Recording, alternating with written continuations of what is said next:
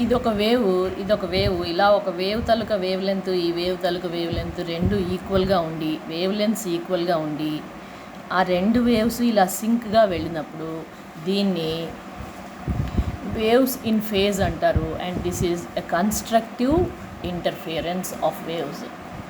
And అవి రెండు కూడా మెర్జ్ అయ్యి మనకి వాటి ఎండ్ రిజల్ట్ ఇట్లా కనిపిస్తుంది, ఈ రెండు వేవ్స్. అదే వేవ్స్ వాటి తాలూకా ట్రఫ్స్ క్రెస్ట్స్ ఇలాగ మీటింగ్ పాయింట్లో ఇలాగ ఎదురెదురుగా ఉన్నప్పుడు these are called waves not in phase. And దీని తాలూకా ఎండ్ రిజల్ట్ ఏంటి అంటే డెస్ట్రక్టివ్ ఇంటర్ఫిరెన్స్, వేవ్ అనేదే మిగలదు.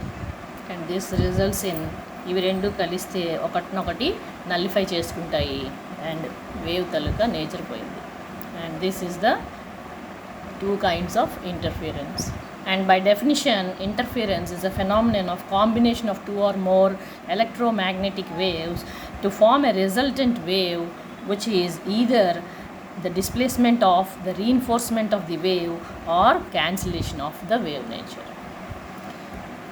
ఈ వేవ్ పల్సెస్ వాటి తలక యాంప్లిట్యూడ్ ఎక్స్ అయితే దాని రిజల్టెంట్ యాంప్లిట్యూడ్ రీఇన్ఫోర్స్ అయ్యి 2x అయింది.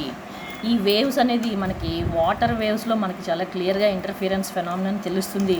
వాటర్ ఎలా అయితే చూపిస్తుందో లైట్ను సౌండ్ కూడా సిమిలర్గా ఈ ఫెనామినన్ డిస్ప్లే చేస్తుంది. ఎప్పుడైతే ఇవి ఇలా ఆపోజిట్ డైరెక్షన్లో యాంప్లిట్యూడ్స్ మెర్జ్ అవుతాయో this will cause nullification of the wave and this is destructive. అంటే ఇక్కడ x minus X will give 0. ఇది మన తాలూకా కన్స్ట్రక్టివ్ ఇంటర్ఫిరెన్స్, ఇది డెస్ట్రక్టివ్ ఇంటర్ఫిరెన్స్.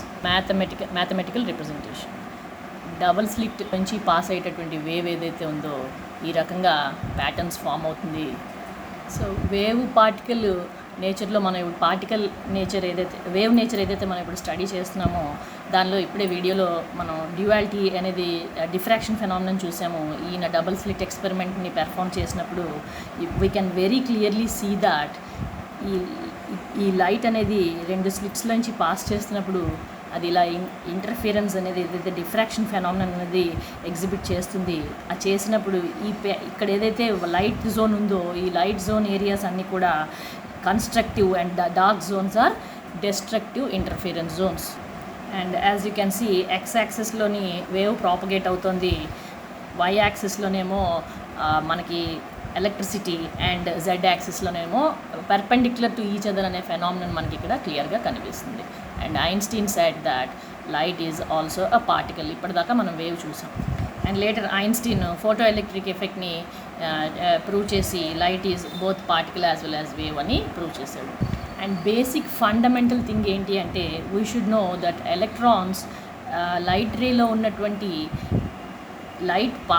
లైట్లో నుంచి ట్రావెల్ చేసేవి ఏమిటి అంటే ఎలక్ట్రాన్స్ ట్రావెల్ చేస్తాయి. ఎలక్ట్రాన్స్ లైట్లో ట్రావెల్ చేసే వాటినే ఫోటాన్స్ అని మనం పిలుస్తాము. And they exhibit these properties. So electrons neutrons waves పార్టికల్గా ఎలా అయితే ఎగ్జిస్ట్ అవుతాయి, ఎనీ బాడీ మ్యాటర్ అనేది ప్రతిదీ కూడా బోత్ పార్టికల్ అండ్ వేవ్ నేచర్లో ఎగ్జిస్ట్ అవుతుంది. That is how even a human being can appear and disappear అనేది మన తాలూకా వేదర్స్ చెప్పేది.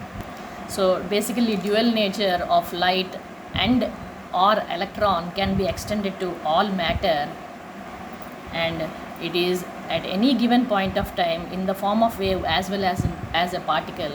And ఇప్పుడే వీడియోస్లో మనం ఇంటర్ఫిరెన్స్ ఫెనామినన్ని డిఫ్రాక్షన్ ఫెనామినన్ని వేవ్ నేచర్ని కన్ఫర్మ్ చేస్తూ చాలా క్లియర్గా మనం ఎగ్జిబిట్ చేసాం. Now we will go to the particle nature of matter or the electron or the photon. Anything is same, one and the same.